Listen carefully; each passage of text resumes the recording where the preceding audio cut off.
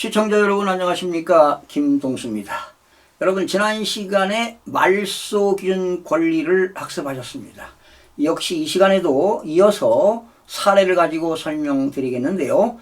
말소 기준 권리란 낙찰자가 낙찰받고 추가 비용이 들어갈 거냐, 추가 비용이 들어가지 않을 거냐, 이것을 결정하는 일이다, 이렇게 보시면 돼요. 그래서 말소 기준 권리가 있고 낙찰자가 인수하는 권리가 있고 또 말소 기준 권리 밑에는 소멸되는 권리가 있습니다. 그래서 인수되는 권리도 여러 가지가 있고 소멸되는 권리도 다양한 내용들이 있는데요. 그걸 알면 여러분이 머리가 아픕니다. 그래서 계속 말소 기준 권리는 7가지가 있다.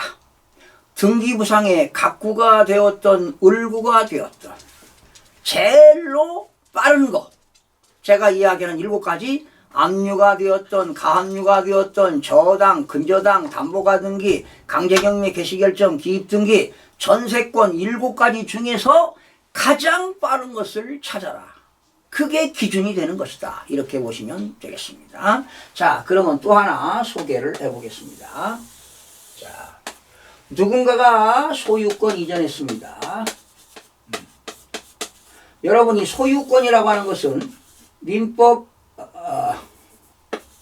211조 규정에 의해서 그 부동산이나 동산을 사용하고 수익하고 처분할 수 있는 권리가 소유권이 되겠습니다. 소유권은 물건에 대한 권리이기 때문에 물권에 들어갑니다. 자, 그런데 여러분, 소유권 이전은 갑부에 들어가는 것이죠. 누군가가 돈 빌려오면서 근저당권 설정했습니다. 여러분, 근저당권 어디에 들어가죠?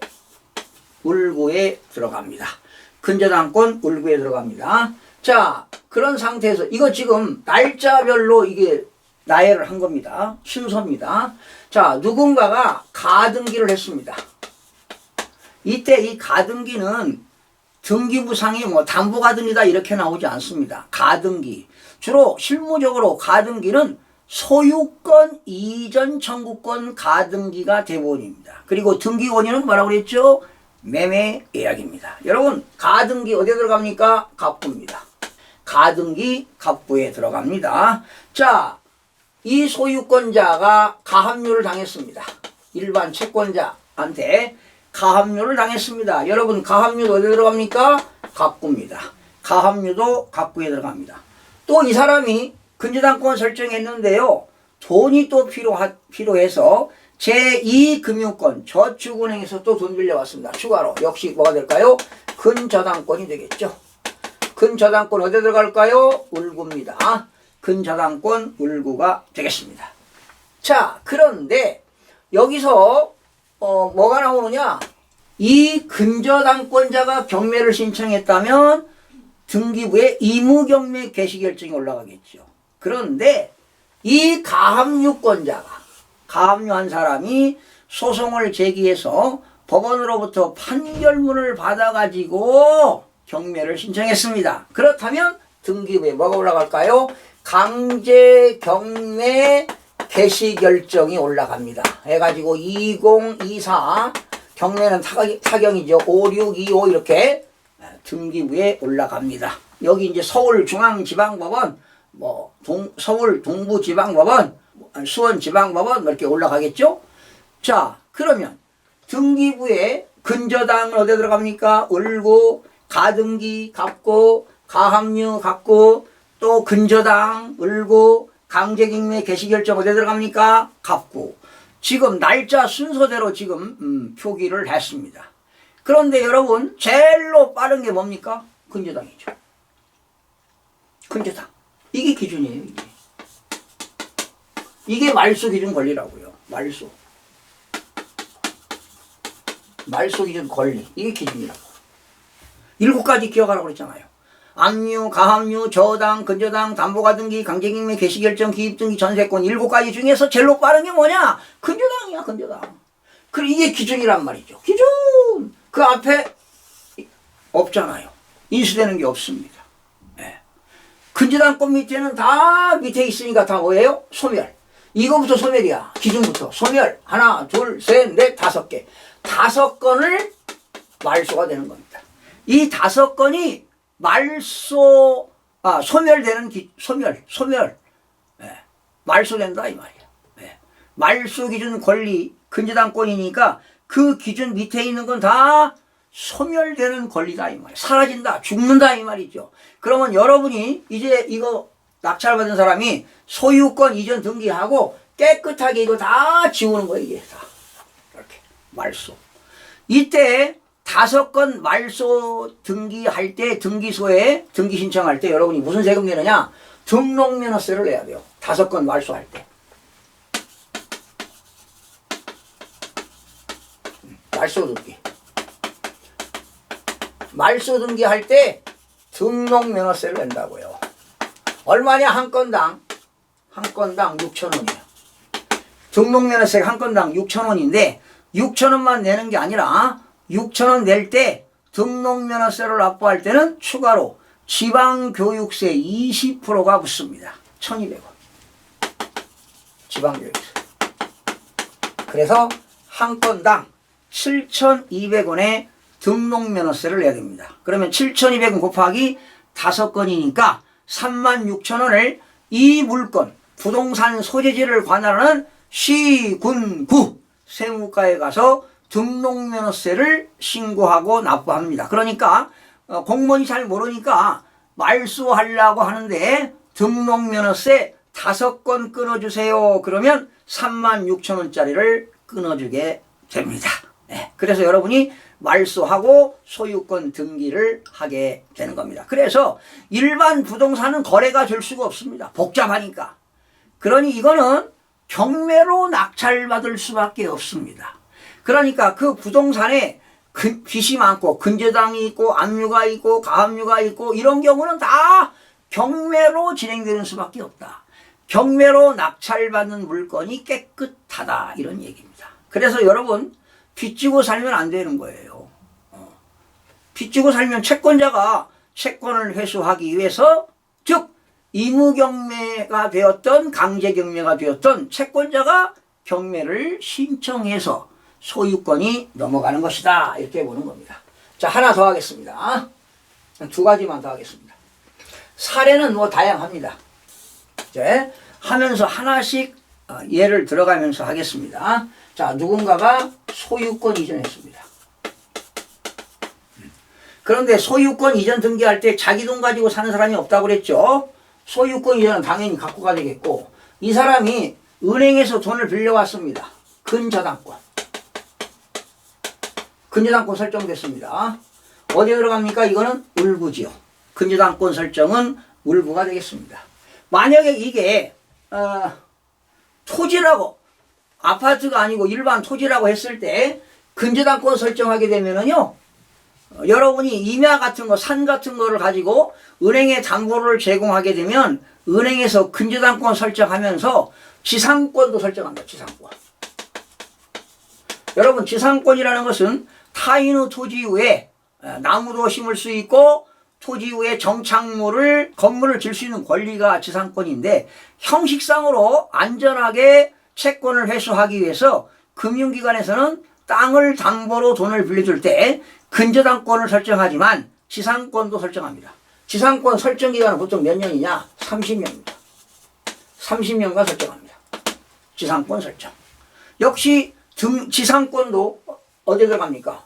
울구에 들어가죠. 지상권, 지역권, 전세권, 저당권, 임차권. 이런 건 다 울구에 들어갑니다. 자, 이 사람이 또 소유권 이전 등기한 사람이 신용카드를 못 갚았다면 당연히 채권자가 은행 금융기관에서 뭐 할까요? 가압류를 할 겁니다. 가압류. 그리고 누군가가 여기는 안 나왔지만 채권자가 이 소유자를 상대로 해서 법원에다가 소송을 제기해가지고 판결문을 받아가지고 만약에 강제경매를 신청했다. 그렇다면 여기 강제경매 개시결정이 들어간다.